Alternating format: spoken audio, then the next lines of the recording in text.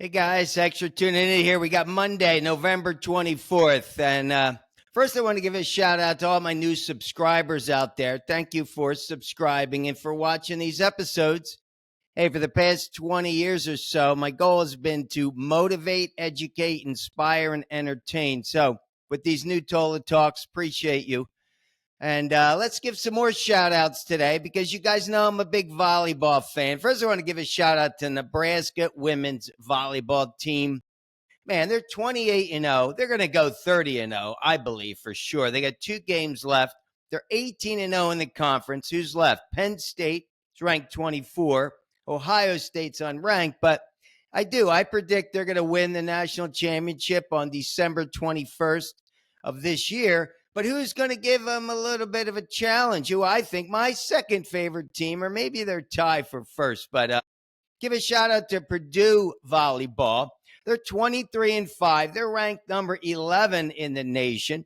They're 14-4 in the conference, which is the most difficult conference, the Big Ten.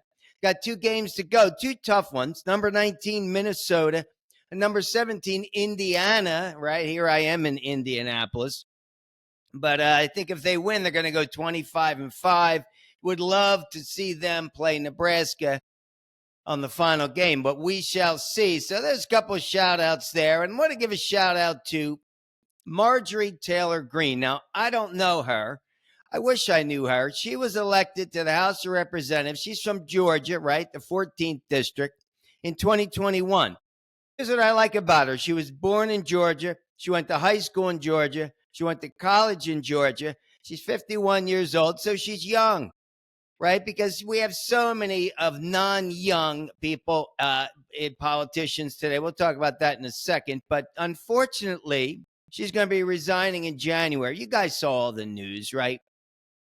She had a little riff or so with Trump, I think, of falling out with Trump. So she decided, hey, it's time for me to move on. Hope we see her back in politics again. But let me read you this because what I found interesting is what she said about running for president. There's speculation. She's like, no, I'm not going to run for president. But let me read you her quote. She said, running for president requires traveling all over the country. That sucks. Begging for donations all day, every day to raise hundreds of millions of dollars. I think that sucks. Arguing political talking points every day to the point of exhaustion. That's not good. Destroying your health. That's not good. And having no personal life in order to attempt to get enough votes to become president or to go to work into a system that refuses to fix any of America's problems. I think I've been saying that a lot. I mean, what is going on with our country? We're not really fixing problems. Talk about education. Talk about that in a second. So this week she came out and said, she also said the fact that I'd have to go through all that, but would be totally blocked from truly fixing anything is exactly why I would never do it. I mean, kudos to her. Never run for president. I mean, I guess you never say never, but again, think about it. Traveling all over the place. You're begging for donations. In New York, a long time ago, I went to this event and there was some politician there kind of, asking everybody for money. I mean, that's not my thing. But anyway, here's what else she said. She said she's not motivated by power and titles. I really like that because so many politicians are. And she argues a political industrial complex has destroyed our country and will never allow someone like me or you to rise to power and actually solve the crisis that plague all of us. Hey, let me tell you something. Hey, if that's true, which it could very well be true, that's very unfortunate because what's going on is, and you guys know this, right? In the next presidential election, Gen Z and millennials are going to rule. I mean, they're going to, the majority of first-time voters are going to make a big difference. But let me talk about this because I've been thinking about it. Term limits for politicians. Now, I've never run for anything in my life. Well, no. And when I was in middle school, I remember, I think it was like 7th grade, 8th grade, middle school. Yeah, 8th grade. I ran for class president. I got beat by Joey Dunnigan because he was more popular. I remember that. It was a popularity contest. That's the problem with these elections. It's a popularity contest. It's not the person that's going to go in there to make a difference. It's unfortunate. But this is what I believe. There should be term limits for politicians. Hey, there's a term limit for president, right? He's only 2 terms, 8 years. So why don't we do this? Anyone in the United States that's elected to anything political should be 20 years, cap it at 20 years. That's a long time, 2 decades. Let me tell you, Mitch McConnell, Nancy Pelosi, been around for 40 years. In 1985, I graduated college. You know how different the world was in 1985? And you're still empowered today? I don't know about that. I really believe we should cap it at 20 years. And it's not just, again, not just the legislative branches. I think any politician. All right, how about this? There's overwhelming public support. About 87% agree. They agree with me. I think they're talking about the legislative, but they agree. And it encourages citizen legislature by bringing fresh faces and ideas for all walks of life.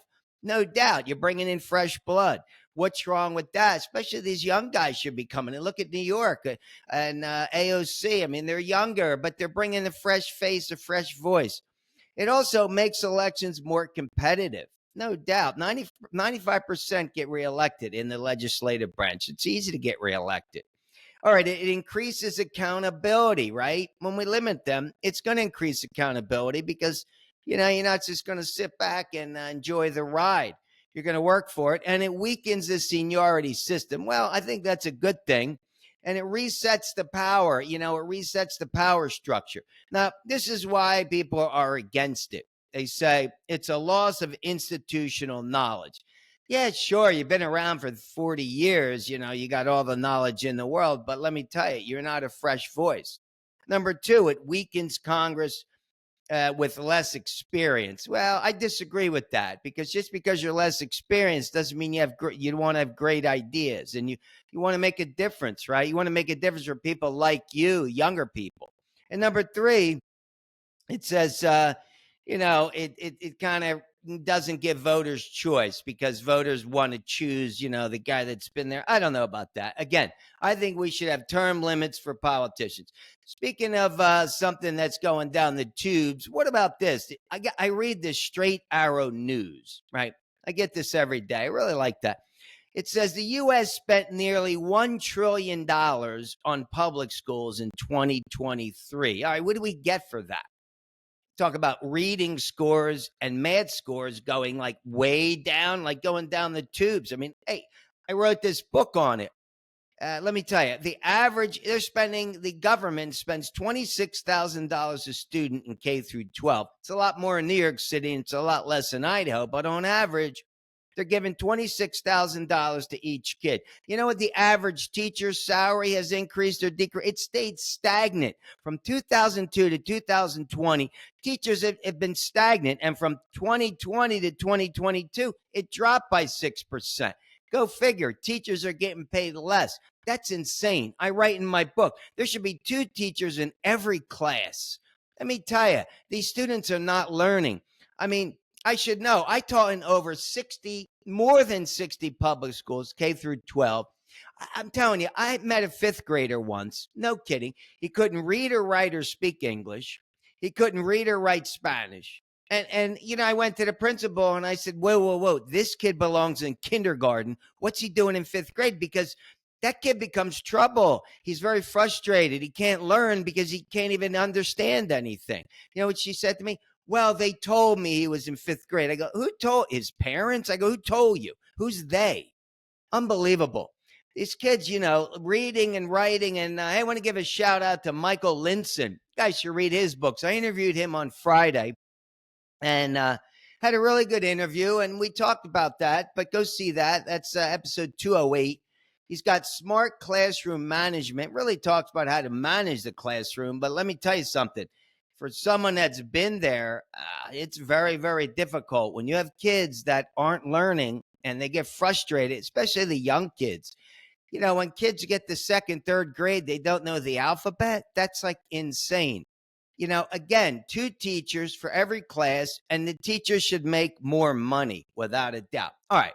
Speaking of teaching, I want to teach you something here because this is the kind of stuff I read. I get this now from Dictionary Scoop. Guys, go check it out. I get an email, 2 emails a day from Dictionary, and it talks about what is the most brightest, I guess the brightest animals on the planet in addition to us. Who are they? These are the top 10. Of course, we are, but number one, everybody knows this, chimpanzees. All right, what's it say here? They said chimpanzees share close to 99% of our DNA, right? So they can learn sign language, they use tools, they demonstrate empathy. No doubt they have complex social groups. Gave a rest in peace to Miss Goodall. Remember her? She made a huge difference in understanding them. Number two, elephants. No kidding. Elephant.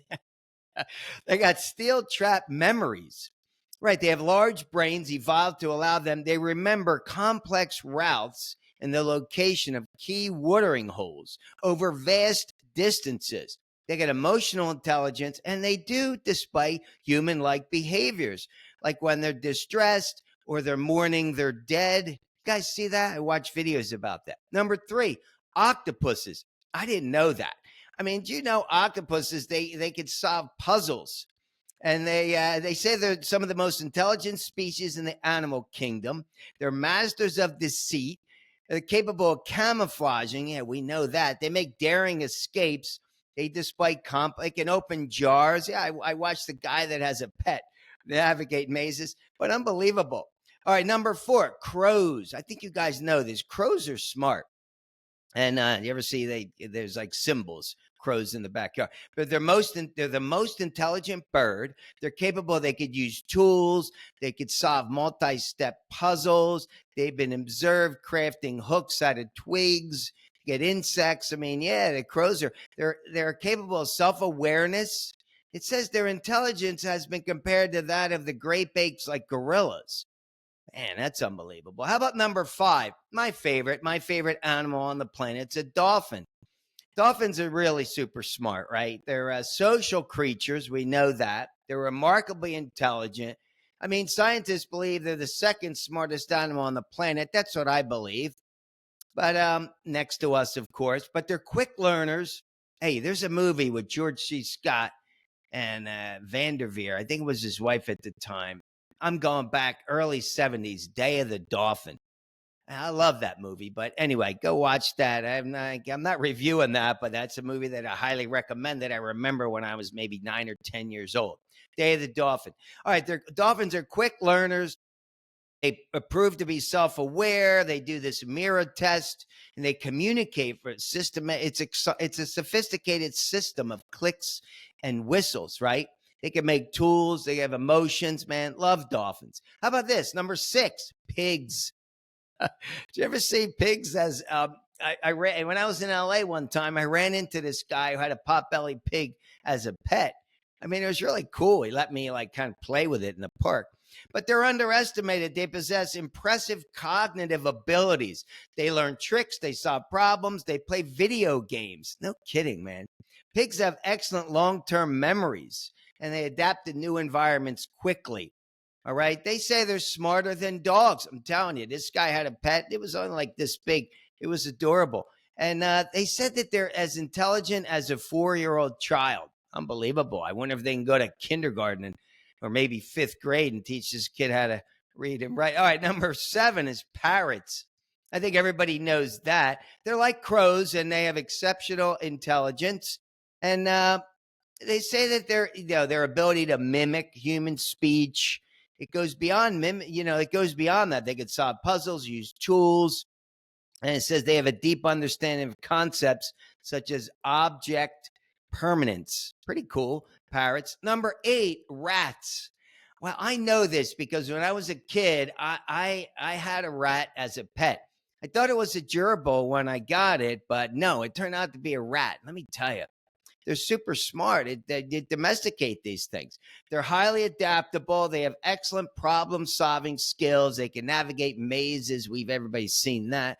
They learn from observation. I'm telling you, my little dude would hang out on my shoulder. It was all my mother didn't like it too much, but Neither did my dad, who ended up taking him down to the ballpark. You'll read about that in my memoir one day. But you're like, oh, we got to set him free. I said, that cat didn't last. I mean, my rat didn't last one day, I'm sure. But anyway, they could feel empathy. Rats can feel empathy and feeling trapped. It's unbelievable. Anyway, we know that in labs. How about number 9, orcas? All right, everybody knows this, right? How about the movie Orca, the sequel to Jaws, I guess? But they're known as killer whales, right? They're clever. They're very clever. They say they're one of the most adaptable predators in the sea, and they have astounding intelligence. All right, they got distinct dialects, complex social lives. It says what sets them apart is that they're highly specialized hunting strategies. Yeah, I watch videos about them hunting and how they sort of trick the seals, and they come together and they, the water, and they knock them off the ice. It's unbelievable. But they said some populations are used to hunt alongside human whalers. They alert humans of the presence of whales, and they guide them to their locations in exchange for scraps. Wow, talk about orcas. And number 10, this one I had no idea. Ants. Oh, God. Ants, they say, they're very smart by themselves. Collectively, they have remarkable intelligence. And I'll give you a quick story. When I was 12 years old, went to Stokes. How about this? They said their brain is composed of individual neurons, and an anthill effectively behaves as a super organism, right? Composed of many individual ants. So this says the anthill creates large structures, ingeniously gathers nearby resources to keep it alive. Interesting. Works as its own organism. So anyway, and ants are capable of navigating complex environments and communicating and coordinating group activities. So there you have it, guys. These are the 10 smartest animals in addition to us. But check this out. So I went to Stokes. It was awesome. It's the first time I ever went away. It took us for the weekend, and it was like a survival course. I was 12 years old. We slept in these bunk beds. It was awesome. But all I remember is they taught you, if you ever got caught in the wild, how to eat ants. No kidding. You would have to hold their head, because you ate it without it, like it could crawl back up, it could bite you. So you basically hold it by the head and you bite off the head, and you kind of it was like crunchy. No kidding. I was eating ants when I was 12 years old, but hey, who knew that they were that intelligent? All right, guys. Again, I have a good time with this. I hope you do too. Maybe you walk away with something. And if you need a little more fitness motivation, you'll see I put out a little video of my bicep workout. What I'm going to do is once a week, I'm going to try to put out a video of a different body part. And then in March for my birthday, I think I'm going to do a full workout for you guys, a full 45 minutes, start to finish. Hey, 62-year-old dude doing it. Anybody could do it. All right, guys. Have a great week. I know I'm going to probably do another show this week. And then on Friday, we have an interview coming up with a real estate broker, a lease broker in California. I give a shout out to Nina. She's coming on the show, and she used to be in the business of Hollywood. So looking forward to that. All right, guys. Have a great weekend. And as always, get your workout in. Peace.